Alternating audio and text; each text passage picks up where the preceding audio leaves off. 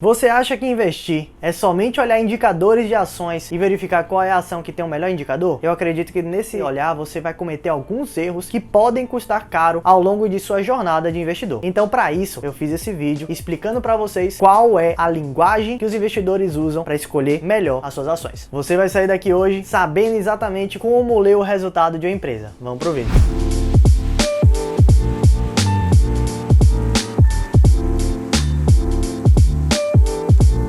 Fala pessoal, sejam bem-vindos ao canal Seu Dinheiro. Eu me chamo Thiago Sena e hoje eu tô aqui para explicar para vocês como é que a gente faz para ler o resultado de uma empresa e sair daquela necessidade de somente olhar indicadores que muitas vezes não dizem tudo o que você precisa saber antes de investir em uma ação. Então eu estou falando hoje de um assunto que para muitos pode ser algo totalmente novo, para outros já pode ser um assunto que já passou por sua vida, mas você não gosta, mas eu tô aqui exatamente para te mostrar a forma que você tem que olhar para esse assunto sem ficar desesperado, sem ficar nervoso ou qualquer coisa do gênero. Você vai sair daqui pronto para ler uma DRE.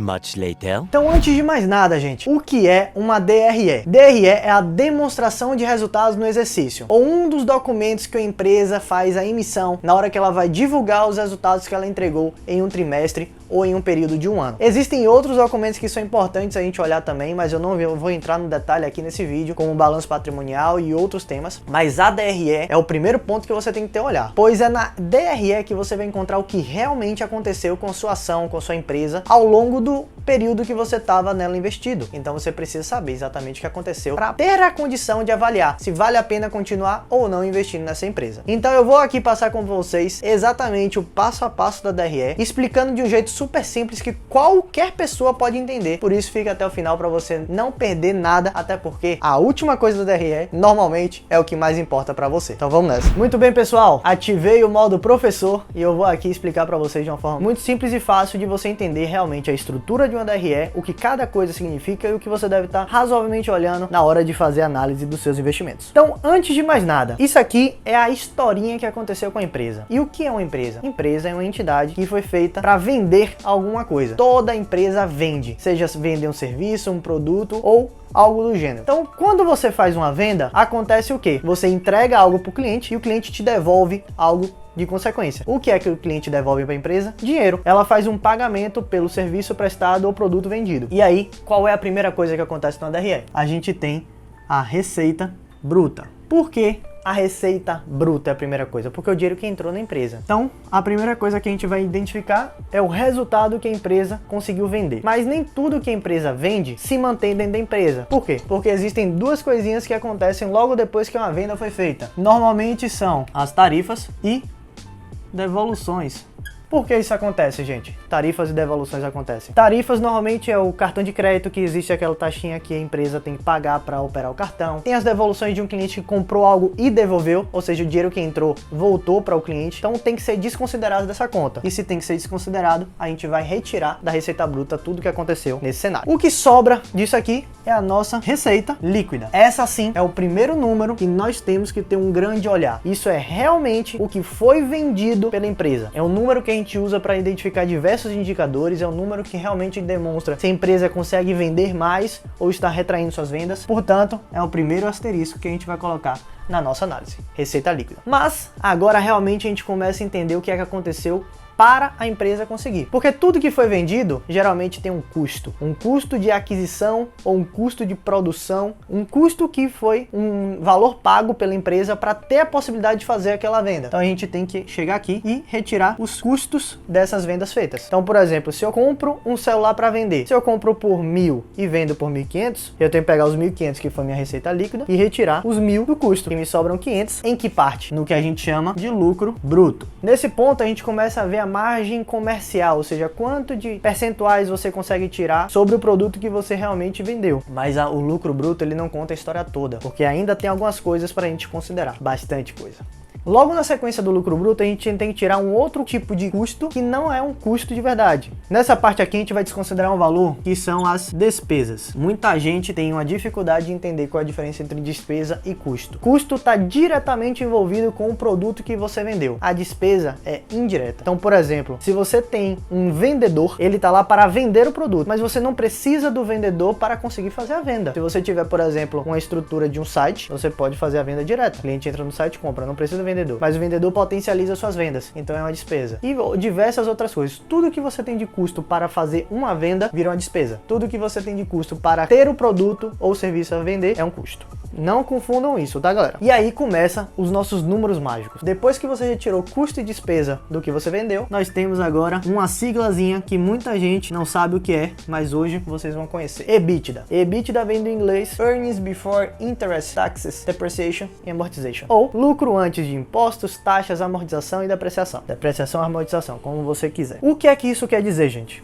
Isso quer dizer que é o real lucro que a empresa teve depois de você considerar as principais coisas que impactam no processo de produção e de venda. Então é um número que chama muita atenção dos investidores. A gente olha muito o EBITDA, ele é muito próximo do que quanto de dinheiro vai realmente entrar na empresa. Por isso o EBITDA entra como cargo-chefe na nossa DRE. E aí depois do EBITDA vem uma coisinha que muita gente desconsidera, mas existe, que é a depreciação e a amortização. Esse é um valor que ele entra na DRE, mas na prática ele não existe, porque você não teve que pagar a depreciação e amortização, você contabiliza que ela aconteceu. Um exemplo de uma depreciação: você tem um carro comprado por 80 mil. No ano seguinte, esse carro vale agora 60 mil. Então esses 20 mil é uma depreciação que tem que entrar na conta. Mas a empresa não pagou 20 mil, não saiu do bolso da empresa 20 mil reais. Ela foi desconsiderada do valor real que a empresa tem. Porque a gente tem que atualizar os valores de depreciação, porque futuramente você terá que trocar algumas coisas. Isso é válido para muitas situações. Então depreciação e amortização tá aqui, mas ele não tem efeito caixa. E aí o que sobra? Se a gente tirou o D e o A do EBITDA, sobra o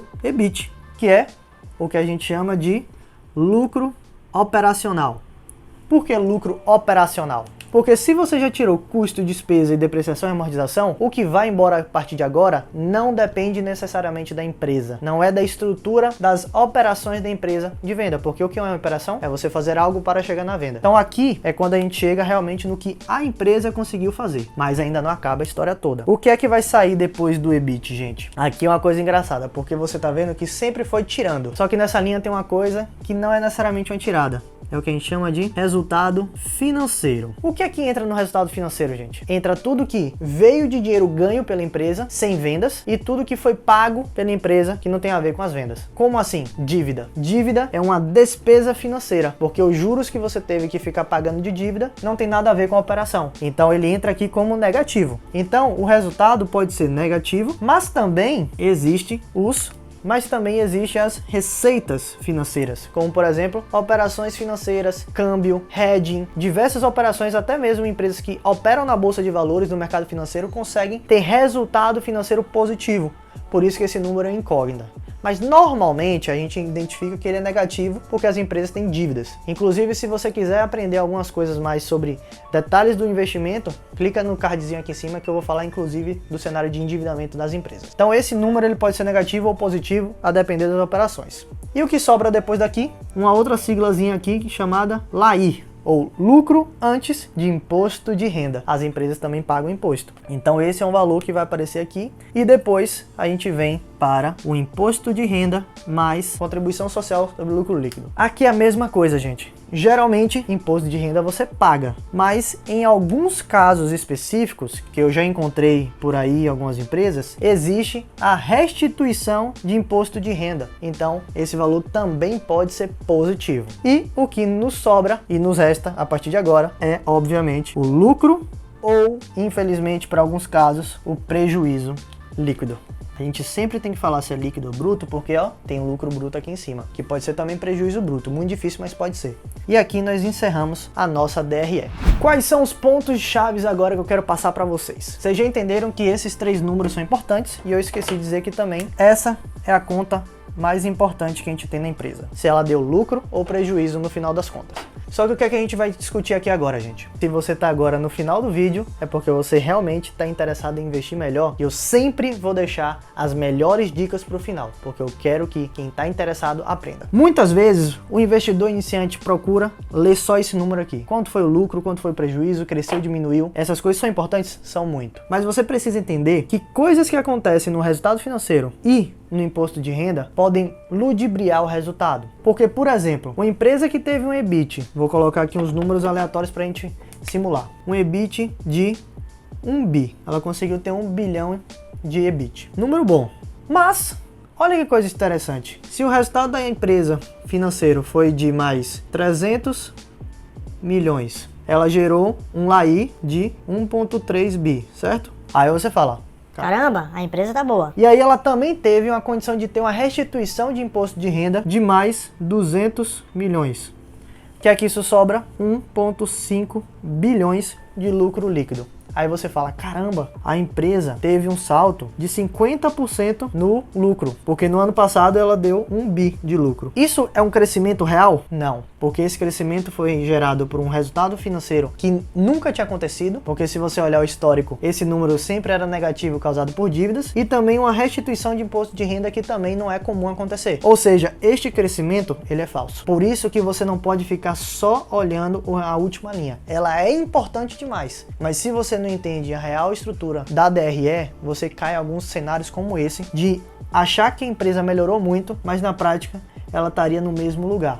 Ou até pior, porque se isso aqui fosse negativo e isso aqui fosse negativo, você teria um resultado de 500 milhões. Ou seja, uma queda de 50% no lucro. Esse é o ponto-chave para você entender a DRE. Se você não olha todos os cenários que podem acontecer na empresa para movimentar os números, e também não entende que isso aqui não depende da empresa, pode ser não recorrente, isso aqui pode ter não recorrentes, você vai caindo de certa forma em números irreais, e muitas das vezes a empresa ela faz chamar a atenção para estes números, porque muita gente não cai aqui dentro para olhar o que realmente aconteceu. Por isso, não fiquem acreditando somente no último número lá que aparece para você, porque quando é muito bom, eles vão botar lá, caramba, foi muito bom, mas você entra aqui no detalhe, lê o relatório, lê tudo que exige, e aí você vai perceber que o que pode realmente ter sido importante era o EBIT e não o lucro. Por isso que o lucro é operacional aqui, por isso chama atenção. Se você começar a pegar essas nuances, você se torna um investidor muito mais crítico. E quando você é crítico, você consegue dizer o que realmente é bom e o que realmente é ruim. Ou o que não é tão bom quanto parece. Agora,